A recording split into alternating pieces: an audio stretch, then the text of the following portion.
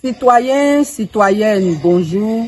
Nous faisons le focus d'aujourd'hui sur le cas spécifique de l'arrestation du cyberactiviste Gala Kolebi. Et nous tenons à préciser que nous faisons ce focus dans l'esprit de la défense des droits humains.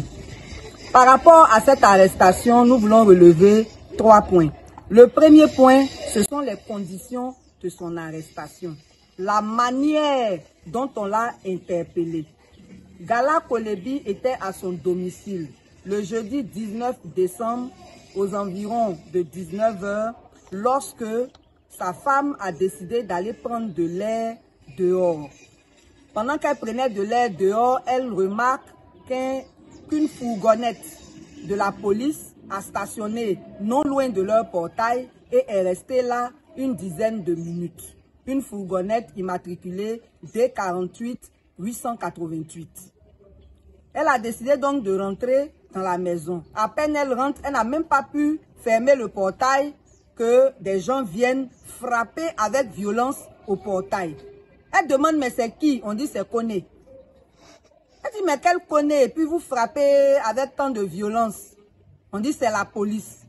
Donc on la bouscule, on rentre, c'est-à-dire qu'elle n'a même pas le temps même d'avertir Gala de la présence de ces policiers. On entre, on pointe une arme sur leur fils de 7 ans, on pointe une calache sur elle-même, et puis on prend Gala avec ses portables et tout, on l'emmène.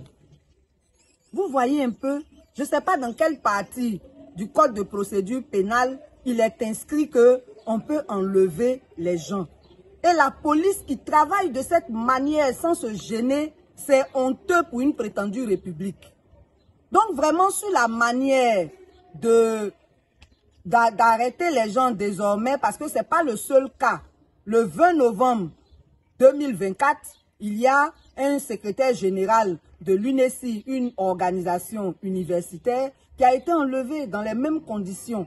Il s'est retrouvé, il a été arrêté le 20, on l'a retrouvé le 22 à la préfecture de police. Donc pour dire que si nous sommes vraiment dans une république, nous avons des lois, nous avons des procédures qu'il faut respecter. Et ce n'est pas à la police d'y déroger. Donc là-dessus, on voudrait interpeller le procureur pour que cette façon d'arrêter les gens cesse. Vous êtes allé à son domicile, ça veut dire que vous auriez pu lui servir tout simplement une convocation et constater s'il allait y répondre ou pas. Et même s'il n'y répondait pas, on venait l'arrêter sans tout ce cinéma-là. Ça, c'est un. La deuxième chose, c'est la manière de le traiter. La police vient à visage découvert. Même si les gens étaient encagoulés, le véhicule fait foi que c'est la police. La police vient à visage découvert et elle emmène la personne interpellée ou du moins enlevée sur un site qui n'est pas conventionnel. Vous l'envoyez à Sebroco. Bon, Sebroco là, quel est le rôle de Sebroco dans le système judiciaire? Est-ce que c'est officiel? On l'envoie à Sebroco. On le met dans une cage. Tout ça, ce sont des tortures. Heureusement que ça s'est vite su. Nous avons communiqué dessus. Ils étaient obligés de vite le remettre dans le circuit normal. Donc le lendemain, on le transfère à la préfecture de police. Une fois à la préfecture de police, on le transfère ensuite à la cellule qui est logée à la 8e tranche où il y a à la fois le 8e, le 9e et le 10e cabinet. Je précise que c'est dans cette cellule-là. On gère tous les cas des prisonniers politiques, les terroristes, c'est là-bas on les gère.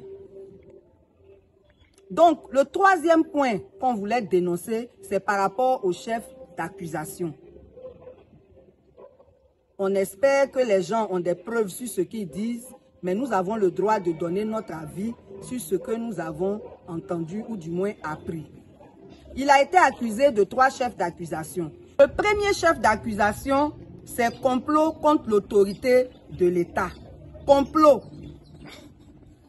J'espère que ceux qui le disent ont leurs preuves. Nous nous en plaignons parce que nous tous qui avons été prisonniers politiques, là, on a collé ça sur nous. Et jusqu'à aujourd'hui, ce n'est pas pour tout le monde qu'ils ont trouvé des preuves. Je tenais à dire à l'opinion nationale et internationale que Gala Kolebi est à l'initiative d'un projet en collaboration avec l'ambassade de France qui consiste à rassembler les cyberactivistes de tous les bords politiques, les féministes, la société civile en général, pour pouvoir travailler sur les conditions d'une élection apaisée.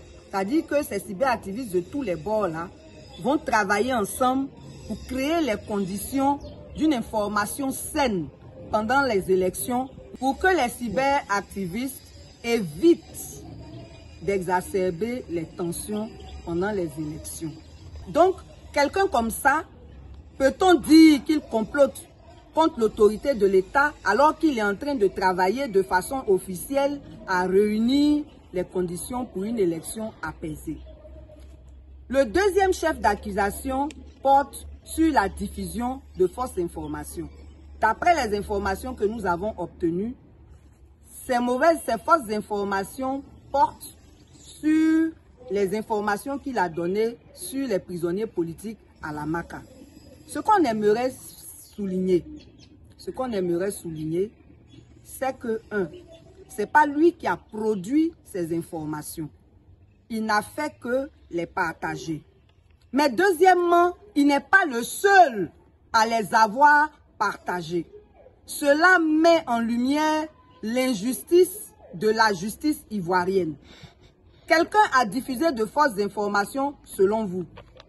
Mais qui a produit ces informations? Vous devriez vous en soucier. Est-il le seul à les avoir partagées? Pourquoi lui précisément? Franchement, il y a un problème.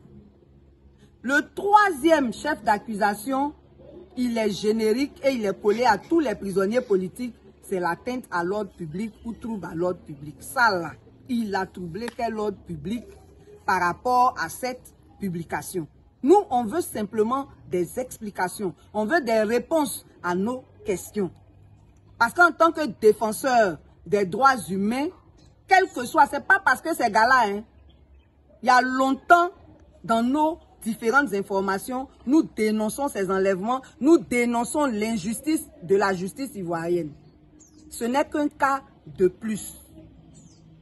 Mais nous tenions à dire à l'opinion publique et à l'opinion internationale que Gala n'est pas ce qu'on veut faire croire qu'il est. Il est dans un projet pour la paix en collaboration avec l'ambassade de France. Il n'est pas le seul à avoir partagé les informations dont on l'accuse. Donc pourquoi c'est lui seul? On arrête tout le monde ou on laisse tout le monde? Et puis il a troublé quel ordre public? Quels sont les effets qui permettent de constater qu'il a troublé l'ordre public? Voilà. Donc vraiment, on voudrait interpeller le procureur sur la façon dont le système judiciaire fonctionne. On voudrait interpeller le président de la République parce qu'il est garant de la justice, il est garant des droits et libertés. Il n'est pas normal qu'il y ait toutes ces failles grossières et qu'il ne dise rien là-dessus. Donc nous demandons la libération pure et simple de Gala Kolebi, ou alors vous faites la liste de tous ceux qui ont partagé les mêmes informations là et puis vous les arrêtez tous. Comme ça au moins on saura que vous travaillez dans la justice. Que le Seigneur fortifie la famille de Gala et à bientôt pour un prochain Focus.